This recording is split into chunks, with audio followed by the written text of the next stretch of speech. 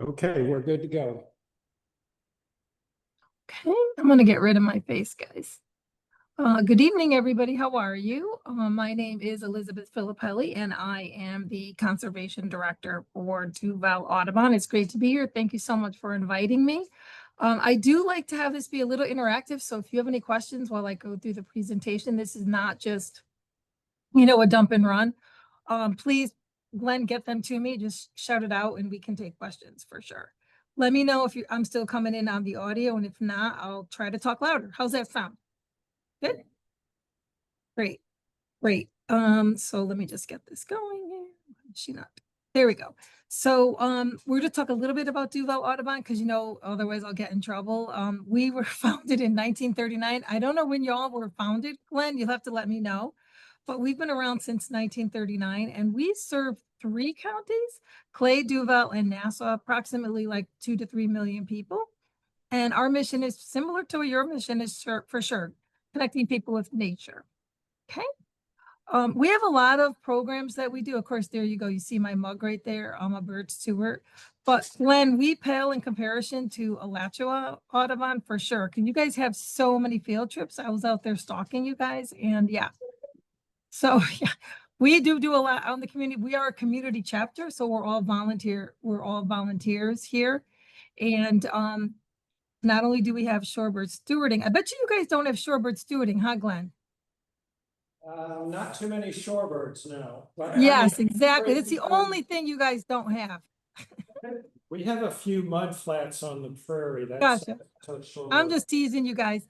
And we have, of course, our Lights Out Northeast Florida. We have a sanctuary, a Crosby Sanctuary, that we open up monthly for people to come. It's beautiful. It has a lot of native plants. We have water there and all those kind of things. I'm not here to sell Duval Audubon, but I had to throw that out there. On the top right, you'll see a picture. That's one of our collision monitors, and we're going to be talking about the collision monitor as we go forward. Okay, anybody have any questions? Super. So we're here to talk about Lights Out. And again, I want to thank Alachua Audubon. I want to thank you too, Glenn, because I finally figured out how to type Alachua. I hope I spelled it right, because I am from Connecticut. Took me forever, everybody. I wish I was there in person, but I'm flying out at like 6 a.m. in the morning to go see my grandkids. So a little bit about Lights Out. We are a partnership. We're really lucky, blessed, and grateful that we have Jacksonville Zoo and Botanical Garden as partners, as well as St. John's Regional Audubon. So we're really excited about that. Is Jacksonville. You can see what we call the sky glow, the awful blue lights. I'm sorry to say that on the recording. And all those lights, of course, are harmful to birds and butterflies and bees and actually humans. So we're going to talk all about that. But before we go too far, you can see the little note at the bottom of the slide. That's a new report that came out.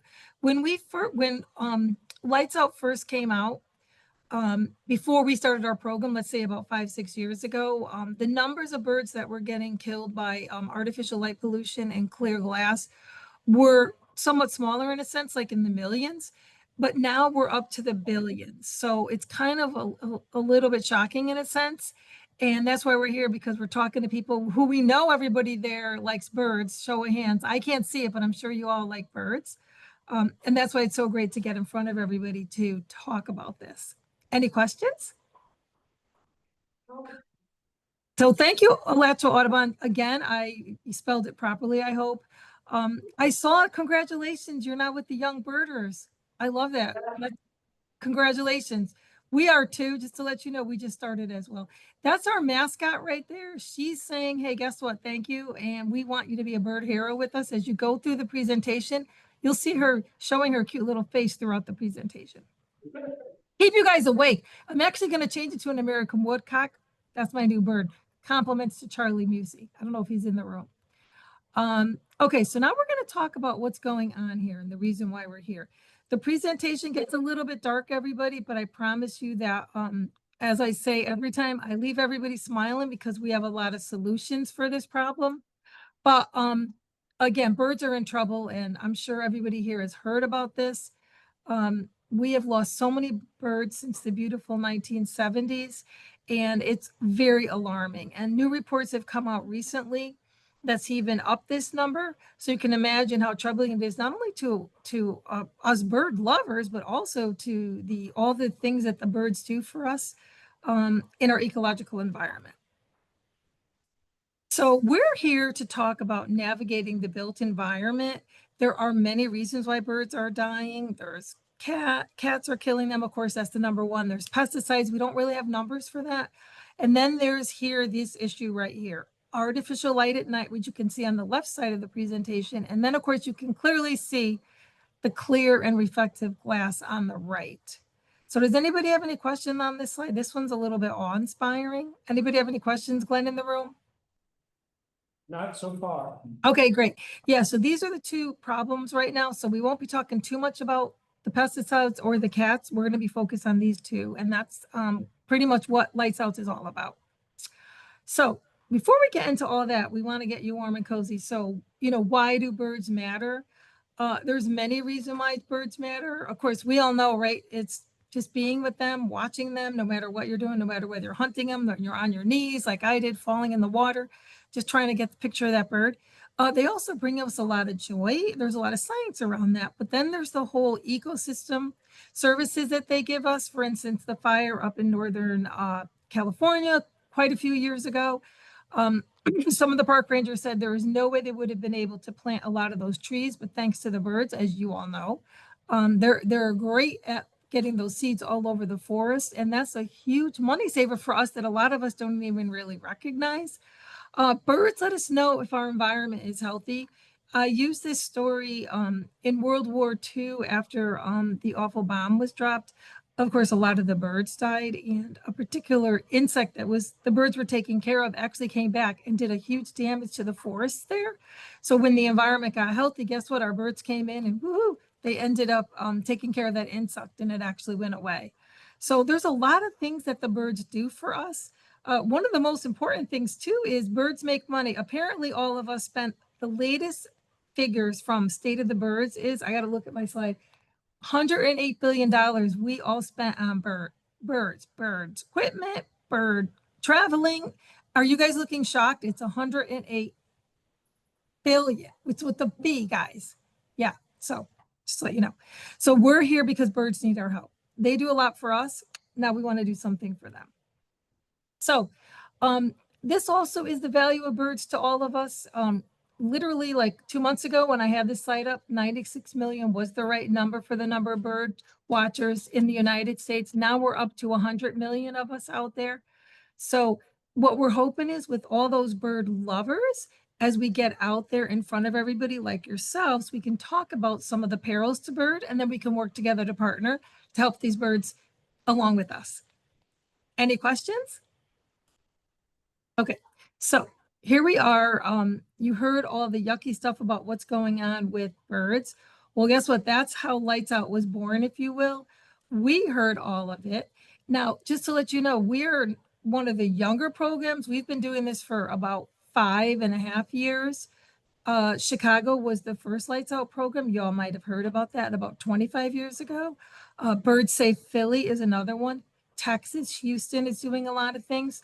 So we're following in their footsteps, if you will, following them with all the things that they're doing and the ways that we can learn from their programs as well. And we're really feeling excited about what's going on in Jacksonville, and then we can get to Gainesville too. So I'm not going to read every single thing in here, but of course we're an advocate of dark skies. We're working on policies. We got a proclamation up here, which we'll talk about. We talk about adopting bird-friendly, responsible lighting for both your own house and also for businesses. And of course, we also are always promoting native plants, but it just doesn't make sense to have that on that slide. Any questions? Okay, good. So let's talk a little bit about Lights Out and what it means. Lights Out really revolves around the data. As you can imagine, the survey data, I bet you there's a lot of scientists in your room and a lot of biologists there because you live right next to UF. So what we do is we have collision monitors, and collision monitors get up early in the morning. That's Kim Lamb's, all of her supplies. They get up early in the morning during migration.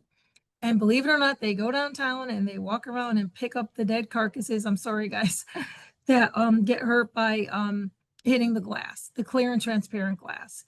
So you can imagine how important our volunteers are. As I mentioned, every single season we've been picking up birds. We have 5 routes. We have approximately anywhere from 32 to 38. We had 38 collision monitors last season for the spring.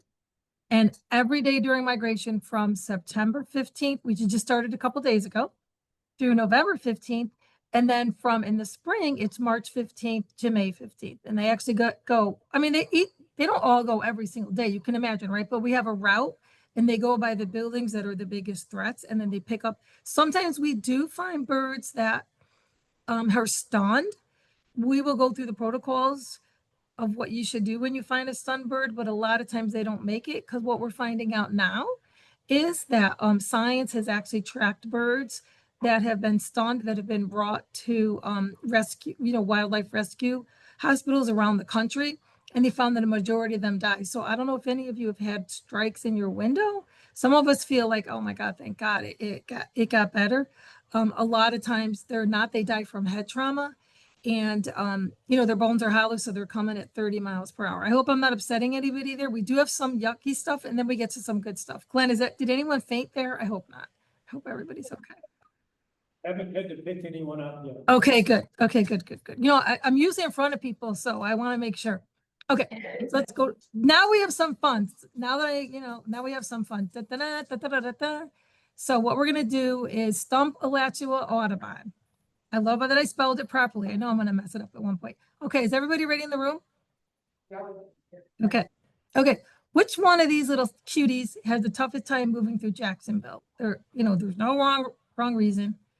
Wrong bird, I'm sorry, wrong number. Just you could yell it out, Glenn, whatever, or anybody could yell it out. 3. Okay. We You got a 3? Okay. 4. Okay. It's a good answer. Everybody picks that. Anybody else? 2. Okay. May I proceed? Yeah. Okie dokie. Cool. Yeah, so it's the common yellow throat and the ovenbird. And we find these little cuties a lot. And I did a little bit of research around the United States, and other cities find these 2 little cute birds a lot as well. I don't know if that's shocking for people. We still have no idea why in the fall there's more common yellow throat and more in the spring ovenbirds. We don't know. But I will say a new study just came out regarding the birds that migrate and the birds that are local, if you will. I call them backyard birds, but they're not really backyard birds, as we know, we're birders. It has to do, they say, potentially with the size of their eyes. The eyes for the migrating birds are a little bit smaller, if you will, than the ones that are local. Now, remember, I'm not a biologist, guys, or an ornithologist. I just read a lot of science papers. So I can, of course, send you that paper, but it was fascinating. And that's the kind of data that we get around to show people that, we're in this to win it, so that we can educate people. But that's why we may find that the migrating birds suffer a little bit more than our local birds. But our local birds are still, of course, at in peril. Okay, any questions? Oh yeah, here's our spring data that we just cranked out. This is the kind of information that we get in front of our city officials. We've actually sliced this data by route, by building. For instance, we're talking to ViStar, the first bank that we're talking to, we think, like maybe in the United States, we're talking to ViStar on some of their branches. We're hoping we can get some, light, responsible light guidelines in there. And you can imagine how impactful this data is. It is sorted by species. The unknown column, a lot of people ask, that's because the birds have ever been predated, or they might have been run over and those kinds of things. And we're not really sure what kind of bird it is. The caveat I would say here is, it's not like we're monitoring 24/7. Number 2, there is some predation, not just from cats, but also some raptors. Some of the raptors are smart. They just watch by the buildings that are very reflective, and they watch at the top, and then they pick up the birds after they hit the window. Yeah, it's pretty, everybody has to eat, but it's pretty horrifying. Does anybody have any questions about this slide? Are these annual numbers, or what's the time period covered by the numbers? This is spring. This would be March 15th through May 15th. I wasn't paying attention to your times. Okay. Do they know why fall migration is higher than spring? I'm sorry, come again? It says fall migration casualties are higher than spring. Is Yes. there any understanding as to why that's the case? The reason, well, again, this is what science tells us. It's because a lot of the birds are first-time migrators and they're not used to the migration path. And that's what science is telling us why there's more casualties in the fall. And our numbers are showing it too. Did that answer your question? Yes. Colbyans, good, great. There's just a slight echo, guys. So let's go to school here. Migration, did you know? So 70% of our birds that fly over land, they migrate. 80% of them migrate at night. Does anybody have any idea why? Why are they migrating at night? Why aren't they doing it during the day when they could see, for goodness sakes? Anybody? Predators? One? Yep. Hey, look at the stars. Somebody said the stars in the moon. Very good. Yes, if I was there, I'd be giving you guys stickers. Glenn owes you a sticker or a beer. Which is even better. Yeah. So basically, in a simplest way, birds fly by the moon and the stars and with the natural light. So that's how they stay on course. I do a little parade with children when I teach them about migration, and I made a fake moon and I have fake stars with birds on a stick. And we try to show, I know it's kind of fun just to show them, because guess what? A teacher asked me once, do birds really migrate? So I thought I better teach kids about migration. But yeah, thank you. Those are great and safe from predators. And we have 4 flyways in our continent, if you will. We're of course on the Atlantic flyway. It's another great question for kids. They love pointing at the map. And we're actually one of the most busiest bird flyway that there is. Okay, I'm going to go to the next slide. By the way, this is from Dark Sky. We usually use data from Dark Sky, American Bird Conservancy, and of course Audubon, the usual suspects, right? And Wilson's Ornithology. Okay, so now we're going to talk about artificial light at night. This particular picture right here is from the 9/11 memorial. And I don't know if you can see the little white flecks up there, though those are actually birds. Those are birds that are confused by the light, and they literally fly around in circles, getting exhausted in the light. Can you all see the birds there? Yeah. Yeah, and so the good news here is what we learned a lot with the 9/11 memorial. And of course, 9/11 was this week, and we pray for everybody from 9/11. But what we learned a lot was the team up there, New York Bird Alliance, they learned how many seconds/minutes you have to turn the light off, and the birds will reset themselves and continue to get on their path. So thousands and thousands of birds were actually dying with this particular, because you can imagine, right? Any light that goes up in the sky is a real issue for birds and actually other animals as well. And now what they do is, believe it or not, during the 9/11 memorial, they have people from dusk till dawn checking the birds and making sure they shut the lights off manually all through the entire night. And pretty amazing, right? So yeah, artificial light at night really confuses birds, and it's one of the causes of either death, or also they get so confused they get off their path, guys, and they end up coming down. And then of course when they come down, guess what? They're in an urban environment, a built environment, and then more threats here. Just want to give you a little shout out. I talked to Dustin Partridge. He's the executive director of New York Bird Alliance. And I said to him, as kind of sort of, I didn't think he would say yes. I said, God, Dustin, I would love to take one of the shifts next year. So he invited me up to come next year to be one of the people shutting the lights on and off. So I'll be able to let you guys know firsthand how that worked. I'm really excited about that. Any questions about this particular slide? How long do they shut the lights off to allow? It's pretty short. It's not that long. I should have it memorized. Glenn, I think that was you. I'll get that back to you, but they've done a lot of work around it. And now I think they pretty much have it locked solid, how long they have to turn it on and off again.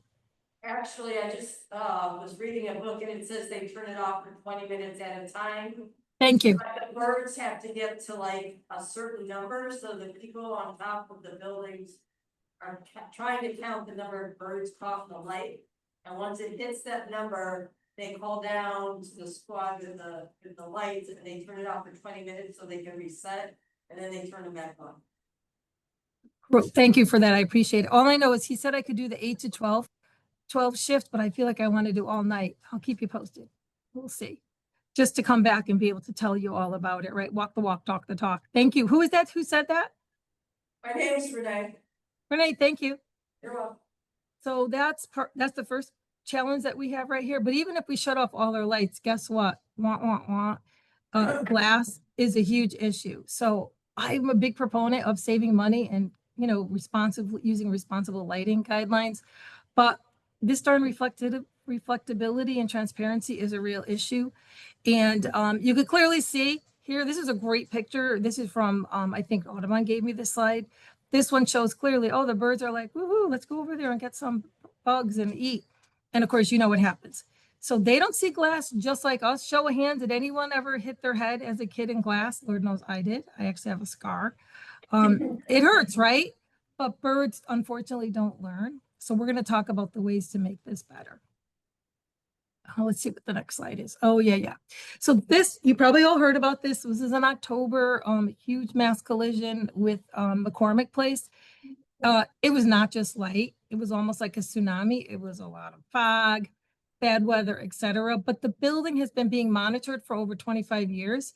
And because it was such a mass casualty, the tenants in the building said enough is enough. There was a huge petition. This, of course, went worldwide. I don't know if y'all actually saw it.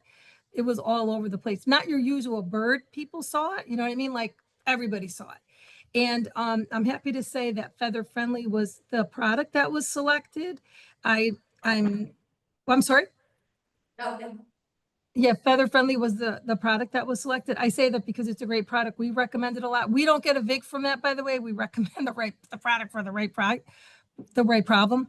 But what it costs like $1 million to actually do the whole building. And you can read about it out there on LinkedIn. I can get you some of the stories. This is also still a story that's out there. So even though it's an awful casualty, it's awful, right? But it's actually getting a lot of information across to a lot of different people, crossing a lot of cultures, if you will.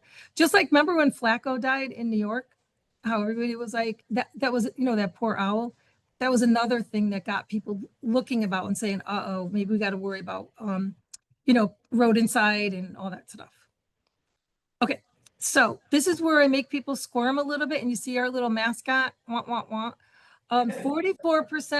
and that's including y'all in this room, happens in your homes. Has anybody had a bird strike? I did on my screen. Anybody have a bird strike? I did on my screen. One person. One person, yeah, it's an awful thud, right? It's an awful thud. But even though you haven't seen it, you haven't heard it, any window that's clear or transparent, and you got to look at them, right? You got to make sure, if they're reflective, I'm sorry, you got to look at them. Sometimes you don't need to do your whole house, but 40%, you can see it 44% in your own homes. And then the lower buildings are the ones that are more of a peril. The high stories, not so much. And they happen all the time. And actually, I started to read studies recently about birds colliding into windows at night. So of course, that's where light gets in there. So I'll have more information, Glenn, the next time if you guys want me down there. And I could come in person. Okay, so let's talk a little bit about why birds hit glass. We talked about this a bit. I'm not going to read every single slide. This is from American Bird Conservancy, another great resource. Honestly, I think the picture tells it all. There's not many people that can look at that window and not think, hello, yeah, I would go into it as well if I was a bird. They just think it's pretty much habitat. And of course, they don't see the cues that we do, and they actually, unfortunately, hit the glass. Unfortunately, a lot of them are cute little songbirds that get hurt. Not so much, although we have gotten some clapper rails. I don't know if what you have down there, if you have any like data at all, Glenn, from what hit your windows down there, but mostly ours are songbirds. We have had 2 clapper rails, like I said, but primarily the little guys that actually get injured and hurt and killed. Now we're going to talk a little about solutions. This is when you can sit back and relax and be happy. This is kind of a little bit of an interesting slide. We're still trying to figure out, collision people, the best way to educate folks about this, if you will. But basically, it needs to be 2 inches by 2 inches. The markers, we call them visual markers, on the outside of your window usually in the color of white, for the bird to be able to see it as almost like a stop sign to us. The reason why it's 2 inches by 2 inches, because we have hummingbirds here. If I was doing this presentation, oh, I don't know, in France, let's say, maybe I want to be there, or in UK, they don't have hummingbirds. So it could be closer to 3 to 4 inches. But for us, it's a 2 inch by 2 inches. And I'm going to show you examples so you don't have to like kind of like go, you know, how would I do that? But they do need to be spaced properly. Otherwise, you're just kind of kidding yourself, and it's not going to work. And I have some examples too. Once, if you could show my face later, I actually have some show and tell, Glenn. So let's talk about at your home. Screens are really, really good. Back in the day, you'd have screens over the top and bottom of your window. A lot of times you don't have that. The old hawk sticker slapped in the center, we always say, it just doesn't work. Birds have no idea that that's a hawk. I recently had it was so sad. I felt so bad. 2 kids from St. Johns County, science kids, they built 3D hawks to put on the outside, like 3D hawks to put on the outside of the windows at the school because they thought that that would keep the birds away. And I had to break those kids' hearts. It was heartbreaking for me to say it, but it, you know, a cute little hawk statue isn't going to do it to keep the birds away. You really need to put the appliques on the outside of the window, 2 by 2 pattern, and primarily white. Now, y'all could see the stickers there. This is not everyone's cup of tea because you can imagine that's a lot of stickers. It does inhibit your ability to see. Down below is the feather friendly. If you can see, those are the dots. I don't know if you could see I think I still have my camera going. This is feather friendly. At the end, I can show you some of my show and tell. And then to the far right, guys, is the Acopian cord bird savers. They're paracords. We've actually just finished a project here, an installation project at a nature center. So Glenn, if you have nature centers down there, I got to tell you, these Acopian cords, they're really inexpensive. You could do it yourself and they work great and they look great, right? And they do not obstruct your vision at all. Does anybody have any questions? I have contacts with all those things. Any questions?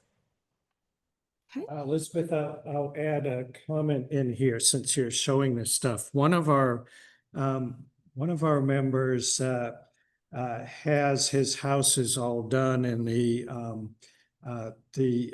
oh shoot, I just forgot the strings hanging down. Oh, the Acopian cords, the bird The savers. Acopian cords, his house is done entirely. And that's, and when we did our backyard bird tour, that was one of the houses on the tour. Beautiful. In my case, I have screens on all of my windows except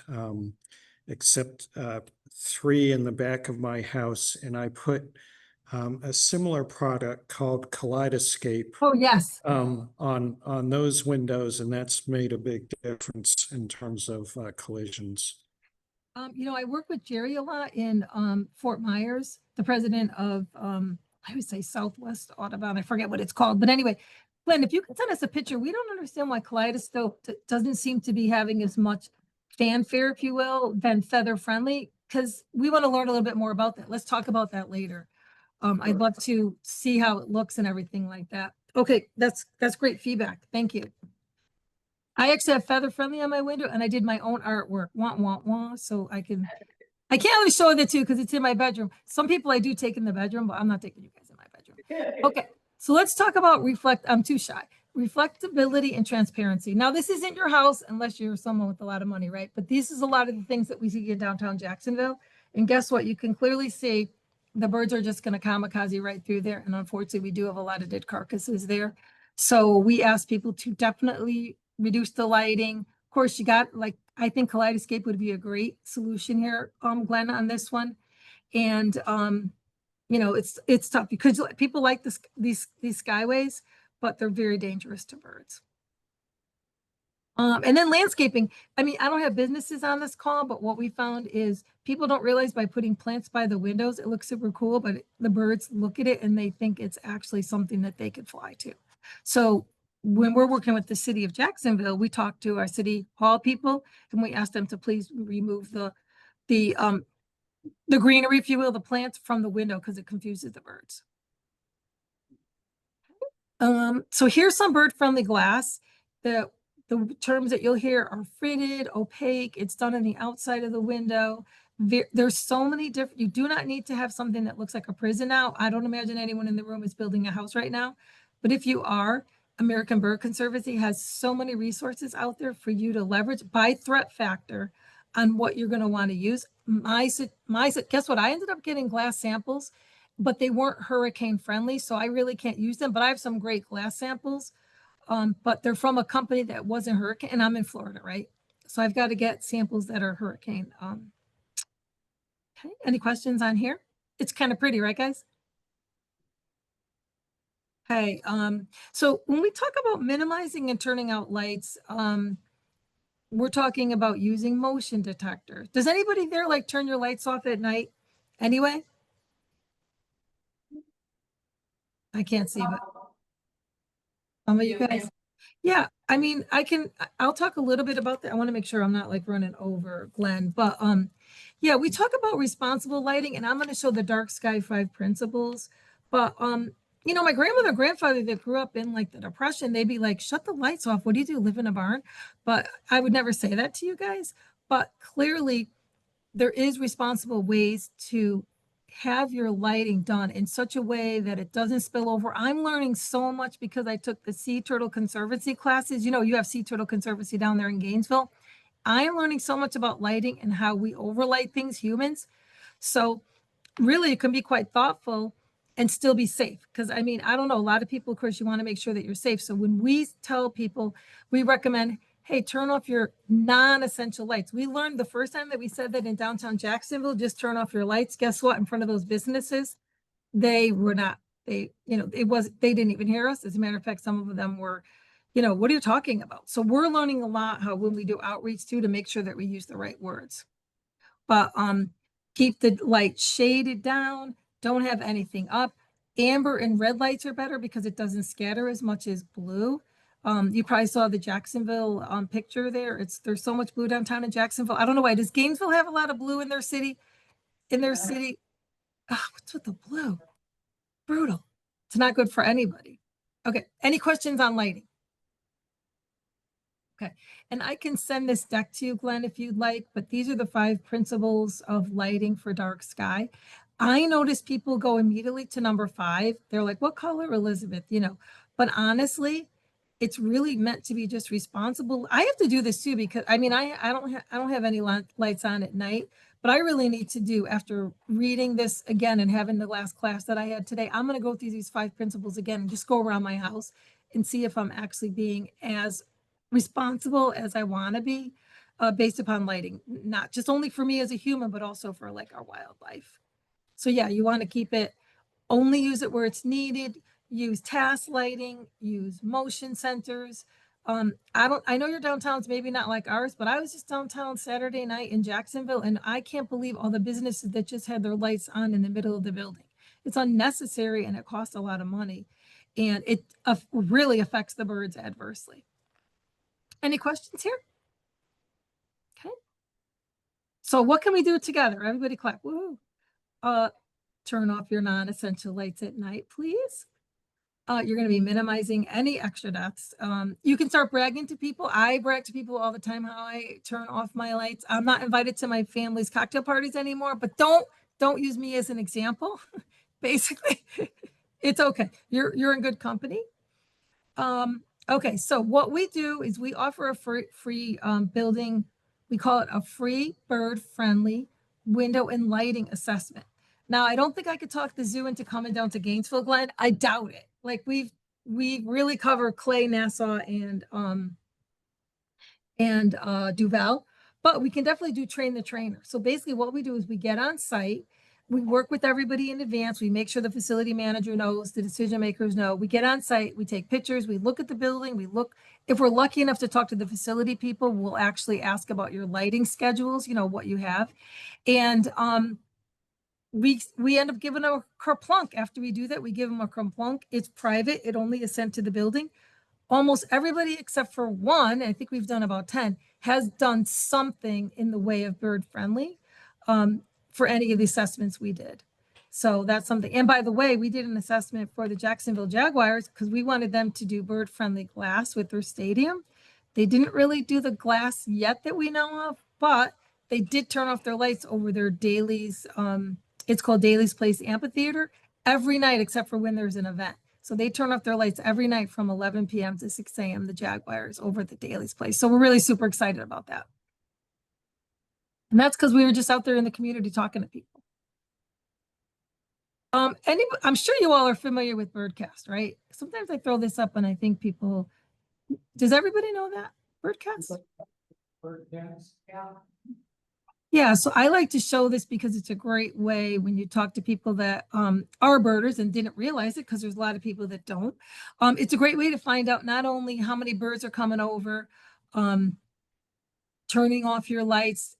500,000 is a lot of birds, right? Like we had 1.6 last night up in Duval County. And what's great about Birdcast, it's been around for approximately 25 years or so. On the right, you'll see the birds there on the right. It's interesting, we didn't have a Veery up here, but they're getting to the point where they're going to be able to tell us almost 100% accuracy on the type of birds that are flying over us. It's simply fascinating from using that radar data that they collect every night. Does anybody have any questions about this? This is a great one. Okay, and it's a great way, it's a great kind of nerdy way to get other people involved. And then this is the new one that just came out from Purdue Lab. I was actually on a workshop today that talked about this. I'm learning about this. It just was released about 2 or 3 weeks ago. This is able to show you the light pollution across the country. I, of course, honed in on Florida, and you could see whether it's a threat to the migrating birds. So they actually cross-check it with Birdcast. So this is another great tool, Glenn. If you're out there on your social media, you're trying to educate people about what's going on. Hey, by the way, there's a lot of birds that are going to be flying over. Please consider turning off your non-essential lights. Now, I've been stalking one of our news stations on the weather people. I've yet to have them do this yet, but I'm hoping the weatherman or woman will take pity upon me. And at night, they'll say, hey, everybody, it's a huge migration night. Please, before you brush your teeth or go to bed, dim your non-essential lights. I'll let you know how good I do with that. But yeah, I've been kind of pushing that along for the last year. I'm hoping that I can get, because some weather people do it on social media. You might have seen it. They'll talk about migrating birds and dimming your lights. But I actually want to get someone on TV up here to actually do it. Anybody has any suggestions, let me know. I will definitely buy you a beer. Any questions on this one? Okay, and the URL is up there. Okay, this is a slide that I put together for kids, and also because you've looked at a lot of technical slides, and I thought, why not give your eyes a little bit of rest? We would be, well, we wouldn't be doing our mission if we didn't say, hey, everybody, keep your cats inside. I can't tell how many people that tell me that they have feral cats, and I understand sometimes feral cats are difficult, but well, oh, my cats are outside, but they never kill anything, et cetera, et cetera. We know that cats are kill things, and I'm an animal lover, but please keep your cats inside. And I know it's a tough thing. I know people in our industry that people have yelled at them so awfully terrible about telling them to keep their cats inside, but they are the #1 killer of birds. Of course, we always say plant native. I'm preaching to the choir. You are Audubon, your sister chapters. Flip the switch. And that little Sharpie, I don't know if y'all can see, I forgot if I have my camera on, but this Sharpie is $9.99, and you can actually use it on your window to draw art. And guess what, guys? It's last over a year on my window, and it works. It's over by where my bird feeders are, and I have not had a window strike since. But of course, it's in a 2x2 pattern.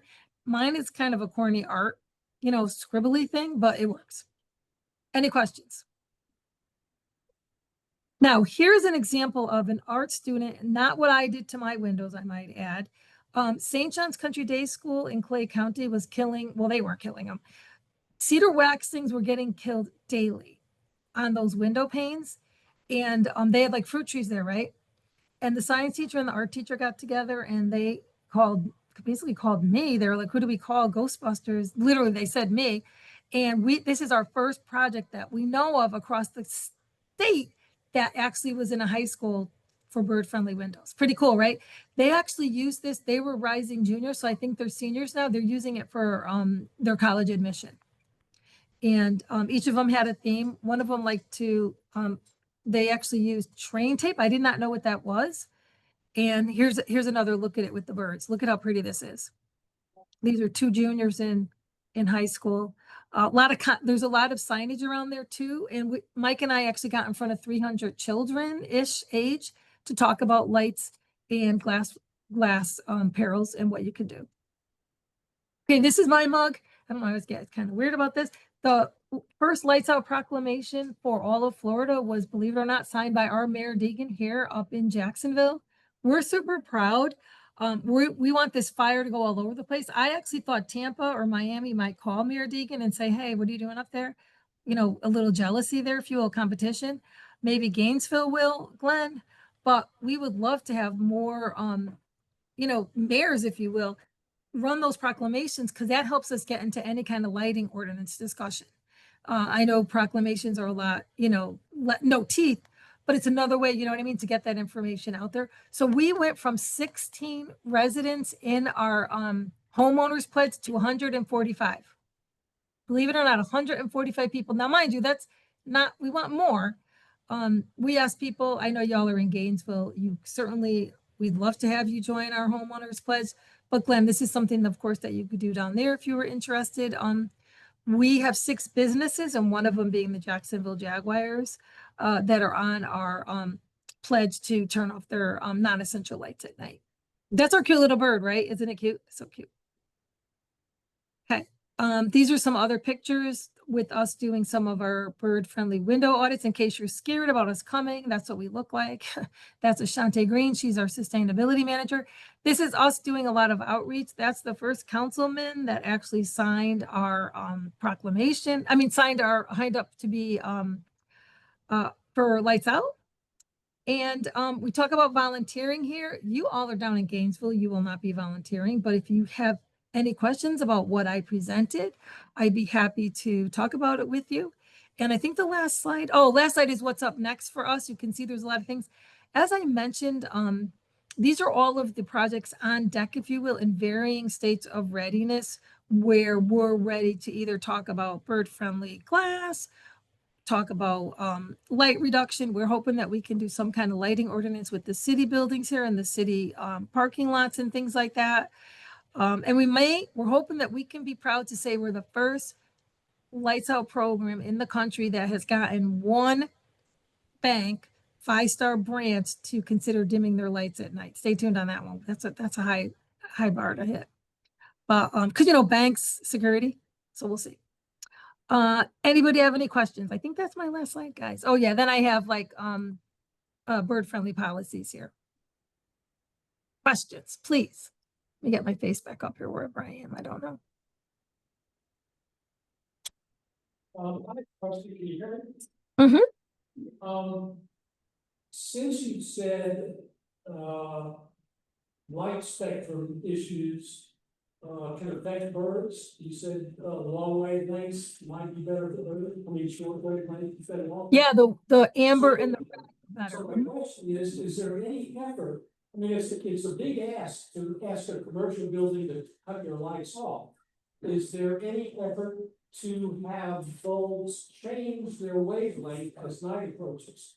Because the technology is there where a white light can change to an amber light without anybody doing anything as it gets dark. Yeah, I don't know if I can answer your question. I work with Design Light Consortium. They're out of Massachusetts. They're like the expert. When I say I work, they're mentoring me. So I don't know. I hope I'll be able to answer your question. What I understand is, and I'm going to sound like I'm going around the block. Sea turtles, you could give a light to someone and you could tell them definitively, put this light in and it will help the sea turtles. You can't do that with birds because birds are, this is what I'm being educated on, bird and the reflectors in their eyes, if that's the right term, are different. So what the industry is telling me is I can't tell anybody here like exactly what light. They don't know. All they know is those principles that I showed you with the dark sky are the best we could do right now. So I don't know if that answers your question, but the industry is not there yet with what we actually, like I can't give you a light bulb and say, hey, guess what? This actually will protect birds. But what I could tell you is all of these protocols right here will make it much better. And by the way, amber and red lights are better. And actually, they're even doing research I learned today on the lighting the lighting seminar that I was on, that some birds like red more, some like amber. Do you know why they're better? Are they better because the light scatters or because the birds? It has to do with less scatter. Yes, less scatter. The short, this is what I heard today. Yes, less scatter. Thank you. Other questions? I have a question. The slide that you have the number of birds that were killed that your 36 volunteers found, there actually weren't very many birds.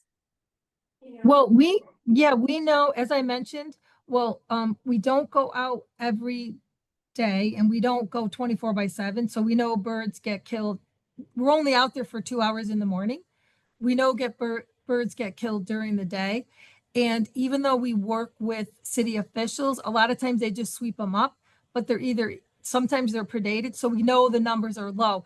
But like American Bird Conservancy said, every bird matters. So we know we're not getting every bird. And we only monitor that short time of 2 months. Some of the programs actually monitor the whole year. So I hear what you're saying. I was wondering if there are buildings that kill more birds or. Yeah, we have, yeah. Manpower for, for few number of birds, really. Well, mhm. That's the question. Could you repeat the question, Glenn? Are there other buildings in Jacksonville that might be killing a lot more birds? Oh yeah, for sure. For sure. We have a town center. There's no question about it. And that's a very low structure. There's no question about it that is, we get calls from other buildings sometimes, but we're having our first collision survey starting at UNF. We've been marketing them for 4 years. Who answered that question, Glenn? Who asked that? Susan. We're so delighted because UNF is going to start collecting data this week. They started Monday, because without the data, you really can't do a lot of the outreach. We needed the data to show that's only one season. When you see it together against the map, you can clearly see which buildings downtown are more of a threat than others. And you would know which building is yours, right? Some of them are by the river, they're more of a threat. But yeah, if we had more people to collect carcasses and more people to cover more ground, our numbers would be higher. There's no question about it. I mean, you guys could do it there. You could find out what's going on there. There is a professor at UF named Mark Hostetler who's started some monitoring on campus. We had him talking here a few months ago, and he cool. mentioned that. Yeah, I know we sent our carcasses down there. The ones but I understand that he has so many carcasses now. He said he doesn't even need any more. Yeah, I don't know what kind of numbers he's getting. I haven't seen any data. Gotcha. Yeah, but Susan, what's good about the data that we have, we can slice it by company, by building. So we just got the information right in front of ViStar and Haskell, exactly what is happening in their building. And some of the buildings have ledges, so we're not allowed to go up to the ledges. We know, so there's some birds up there that are dead, but they won't allow us into the building, and we can't go into some parking lots or anything because guess what? They're like, oh, you look like a stranger danger, even though we give vests, we give cards, we work with the downtown ambassadors. Sometimes the security guys are like, no, you're out. So then we have to do a lot of more partnering and relationship building to get them to have us come in. One time we got kicked out of the courthouse. We don't know why, on the outside of the courthouse. So I had to call up, and by the way, I met a couple of judges and somebody else. Don't ask me how, and they were birders. Don't ask me how that happened, but I just called and said, hey, I'm from Duval Audubon. Could we talk about this? The next thing you know, it got escalated, and I talked to a couple of judges, but we're able to go to the courthouse. Now we don't go inside the courthouse, right? We go around the back, and the security guy was, worried about it, even though we're, you could see us, we have all our garb on and everything. You know how it is. It's tough nowadays. It's tough. Yeah. So if somebody wanted to, I'm not volunteering myself yet, wanted to start up a program like yours in Alachua County, kind of what does it take to kind of get started? Sure. And I think it's a great question, Glenn. And What I would say is it's exactly what we did with UNF. First of all, to be able to collect the carcasses, you have to go under someone's license. So you're going to want to hit up your ornithologist at UF to see if you can go under his license, because you can't, you're really not allowed to pick up birds like that. So that would be one of the first things you'd want to look at. You want to recruit volunteers. We can help you with all of the training. We can show you, meaning we have a team, it's called the Florida Collision Mitigation Team. We get together quarterly, Glenn, like Jerry's on it. Florida Gulf is on it. The ornithology, Dr. Oscar is on it. Who else do I have on that? We have Tallahassee's on it, Miami's on it. We all get together. Megan from Stetson Colleges, Stetson University, they just did some visual marker work at their university. So we have about 10 people that get together quarterly, and we talk about what's going on. We share, someone's working on turbines, someone's working on this, someone's working on the lighting ordinance, and we all share and support each other, Glenn. So that's another mechanism that you could do. The zoo does our training. We can show you what the training, we can share you the material. We actually have a lot of stuff on YouTube. But the key is to have the data. You got to have the data. Otherwise, if you don't have the data, guess what we had data and they looked at us like we had three heads when we first, it was interesting because I went in front of 30 or 40 businesses in downtown Jacksonville, and it was like I was running for office, right? Like shaking hands with everybody, telling them birds are, giving the whole spiel. It takes a lot of patience and a lot of relationship building, but it's definitely well worth it, because now we're seeing, as you can see from that last slide, this is our third year in our outreach campaign. We are seeing the fruits of our labors by the proclamation. And I never put in that we got a couple of awards. We're not so much caring about that, but we did get, so we are getting recognized here. So Glenn, it works. It just takes, it takes a lot of hard work and and love for birds.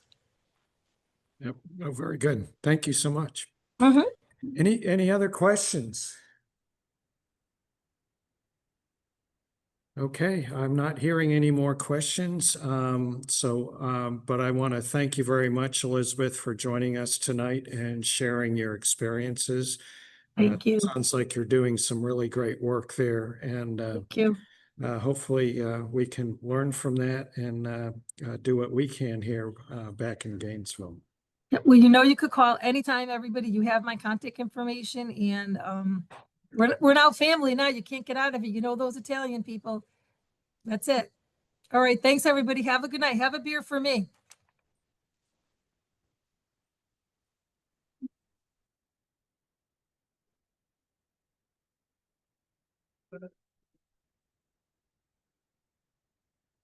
Right. She's